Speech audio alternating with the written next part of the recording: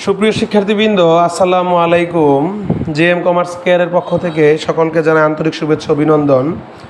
আজকে আমরা নবম দশম শ্রেণীর ফিনান্স ও ব্যাংকিং বিষয়ের চতুর্থ অধ্যায় অর্থের সময় মূল্য নিয়ে বা টাইম ভ্যালু অফ মানি নিয়ে আলোচনা করব।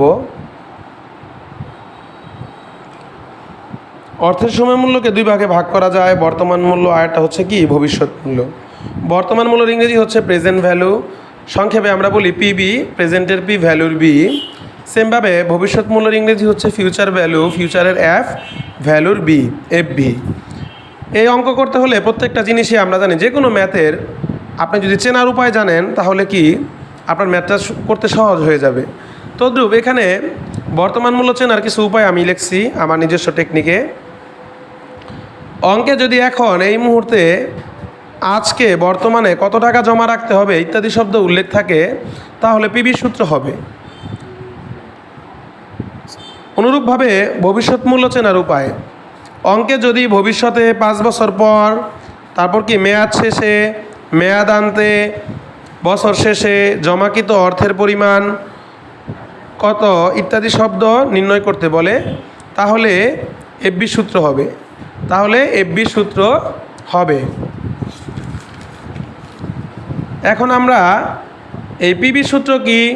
পিবি সূত্র হচ্ছে এফবি ভাগ 1 + I পাওয়ার n। এখানে এফবি মানে ভবিষ্যৎ মূল্য, আই মানে ইন্টারেস্ট অথবা সুদের হার, এন মানে নাম্বারস অফ ইয়ার, যা দিয়া বোঝায় কি বছরের সংখ্যা। আর এফবি সূত্রটা কি?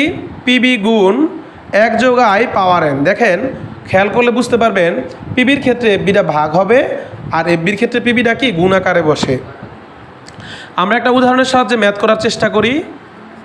উদাহরণ 1, জনাব করিম 1 লাখ টাকা 10% সুদে 10 বছরের জন্য ক ব্যাংকে জমা রাখতে চান। 10 বছর পর ক ব্যাংক হতে কত টাকা পাবেন? তাই 10 বছর পর বলছে, এখানে 10 বছর পর, 10 বছর পর ক ব্যাংক হতে কত টাকা পাবেন। 10 বছর পর মানে কি আজকে না ভবিষ্যতে?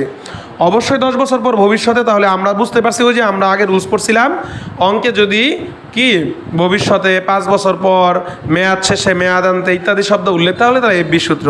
যেহেতু আজকে এখানে কি 10 বছর পর বলা আছে, তাহলে এফবি সূত্র লিখব। এফবি সূত্র কি? এফবি সমান পিবি গুণ 1 + I পাওয়ার n। আমরা আই মানে জানি সুদের হার, সুদের হারে আর আমরা পার্সেন্ট থাকবে। এই যে পার্সেন্ট আছে কত? 10% সুদে। কয় পার্সেন্ট সুদে? তাহলে এই 10%টা কীভাবে বের করব? এই আয় রে 10%, 10% সমান 10 ভাগ 100 করলে কত হচ্ছে 0.1। আর এন মানে কি বছর, 10 বছর। আর পিবি মানে 1 লাখ। 1 লাখ টাকা জমা রেখে আমরা 10 বছর পর এখানে মানগুলো বসাবো। পিবির মান 1 লাখ, সূত্রের 1, আয়ের মান 0.1, এনের মান কত? 10। তাহলে আমরা ক্যালকুলেশন করব যেভাবে ক্যালকুলেটর আছে এভাবেই ব্র্যাকেট দিব, 1 + 0.1 ব্র্যাকেট দিব, পাওয়ার দিব কত? 10। তাহলে আমার মান বেরোচ্ছে কত? 2.5937424। দুইটা গুণ করলে, 1 লাখের সাথে গুণ করলে মান বেরোচ্ছে 2,59,374 টাকা। এই হচ্ছে আমাদের ভবিষ্যৎ মূল্য সূত্র। ভবিষ্যৎ মূল্য সূত্র দিয়ে করলাম আমরা একটা সূত্র, আর এটা আমরা পিবি দিয়ে করার চেষ্টা করব।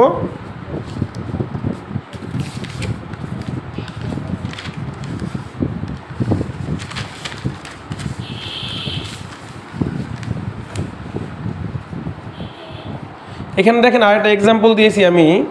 জনাব আব্দুল কাদের 1 লাখ টাকা 5 বছরের জন্য 12% মাসিক চক্রবৃদ্ধি সুদে এলসি ব্যাংকে জমা রাখতে চায়। এলসি ব্যাংক হতে 5 বছর পর কত টাকা পাবেন? 5 বছর পর, একটু ভুল হয়ে গেছে, এখানে আমরা একটা এক্সাম্পল দেখছি যে 2 নাম্বার এক্সাম্পল। আমরা এখানে পিবির মানটা বের করব। জনাব আব্দুর রহিম 5 লাখ টাকা 10 বছর পর, জনাব আব্দুর রহিম 10 বছর পর 5 লাখ টাকা পাওয়ার আশায় কিছু টাকা ব্যাংকে জমা রাখতে চান। এক্ষেত্রে এবি ব্যাংক তাকে 10% হারে সুদ প্রদানের প্রস্তাব দেয়। 10 বছর পর 5 লাখ টাকা পেতে চাইলে আব্দুর রহিমকে আজকে অথবা বর্তমানে অথবা এখন কত টাকা ব্যাংকে জমা রাখতে হবে? বন্ধুগণ তোমরা খেয়াল করবে, আমরা প্রথমে বলছিলাম যে অঙ্কে যদি আজকে, বর্তমানে, এখন কত টাকা জমা রাখতে হবে ইত্যাদি শব্দ উল্লেখ থাকলে পিবি সূত্র হবে। তা আমরা জানি আজকে যেহেতু এটা বলছে আজকে কত টাকা জমা রাখতে হবে, তাহলে পিবি সূত্র কি? পিবি সমান সমান এফবি ভাগ 1 + I⁻n। তো এফবির মান কত আজকে? 5 বছর পর বা 10 বছর পর বলছে না, যে 10 বছর পর 5 লাখ টাকা। তো 10 বছর পর 5 লাখ টাকা কার টাকা? এফবির টাকা। আর আয়ের টাকা কত? 10%। ভাঙাবো আমরা কত? 10 রে 100 দিয়ে ভাগ করব, 0.1 হচ্ছে। এন এর মান কত? 10 বছর। আমরা মানগুলো যথাক্রমে বসাইছি। তারপর হচ্ছে আমাদের মানটা বেরোচ্ছে কত? 1,92,772 টাকা। তাই এটা কার টাকা? পিবির টাকা। আজকে যদি আমি 1,92,772 টাকা জমা রাখি, 10 বছর পর আমি কি 5 লাখ টাকা পাবো। এটা গেল এক ধরনের ম্যাথ। অঙ্কে আরেক ধরনের ম্যাথ আসে, তা হচ্ছে যে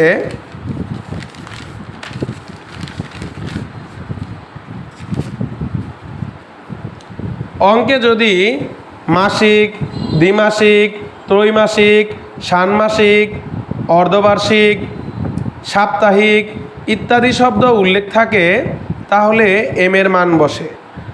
আবার বলছি আমি, অঙ্কে যদি মাসিক, দ্বিমাসিক, ত্রৈমাসিক, অর্ধবার্ষিক, ষান্মাসিক, সাপ্তাহিক ইত্যাদি শব্দ উল্লেখ থাকে, তাহলে এম এর মান বসে। এম কোথায় বসে? এম বসে আয়ের নিচে এবং এন এর পাশে। তোমরা যদি এইভাবে মুখস্থ করতে পারো, তাহলে আর তোমাদের কোনো কি সূত্র মুখস্থ করার দরকার নাই। মনে রাখবা যে এম এর মান কোথায় বসে? আয়ের নিচে। আয়ের নিচে মানে ভাগ আকারে বসবে, আর এন এর পাশে মানে গুণ আকারে বসবে। দেখো এই যে আয়ের নিচে কি এমটা কি আকারে বসছে? ভাগ আকারে। আর এন এর পাশে কি? গুণ আকারে। আগে